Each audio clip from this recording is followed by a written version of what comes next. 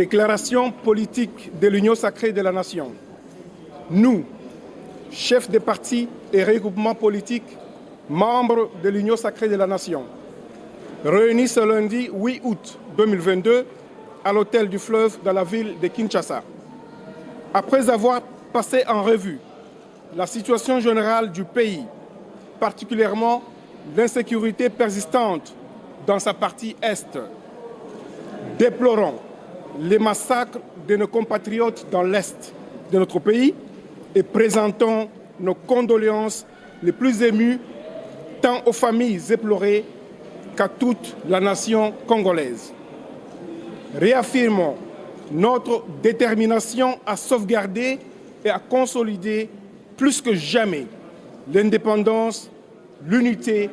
la concorde nationale conformément à notre Constitution et aux lois de la République. Condamnons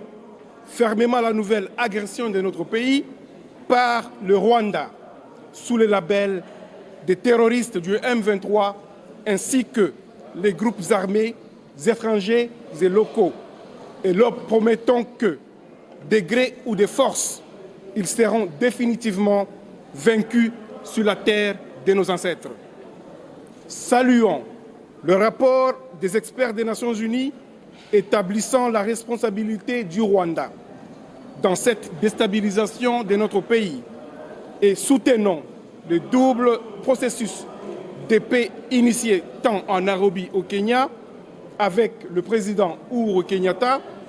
qu'à Luanda en Angola avec le président João Lourenço. Soutenons inlassablement les forces armées de la République démocratique du Congo,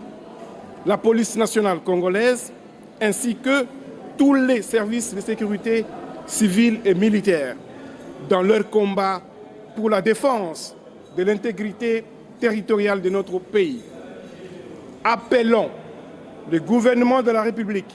à intensifier l'assistance aux populations victimes de cette agression et de poursuivre le recrutement massif de la jeunesse au sein de nos forces de défense et de sécurité. Lançons un appel pressant à toutes les nations amies et prises de paix et de justice afin qu'elles intensifient avec notre pays des relations d'amitié,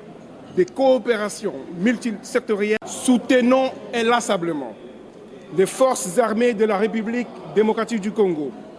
la police nationale congolaise, ainsi que tous les services de sécurité civils et militaires dans leur combat pour la défense de l'intégrité territoriale de notre pays. Appelons le gouvernement de la République à intensifier l'assistance aux populations victimes de cette agression et de poursuivre le recrutement massif de la jeunesse au sein de nos forces de défense et de sécurité. Lançons un appel pressant à toutes les nations amies et prises de paix et de justice afin qu'elles intensifient avec notre pays des relations d'amitié, de coopération multisectorielle, et multilatérale et touchant tous les domaines, particulièrement la défense, la sécurité, l'économie, l'environnement et la culture. Réitérons notre ferme volonté de vivre en coexistence pacifique avec chacun de nos voisins dans le respect de la souveraineté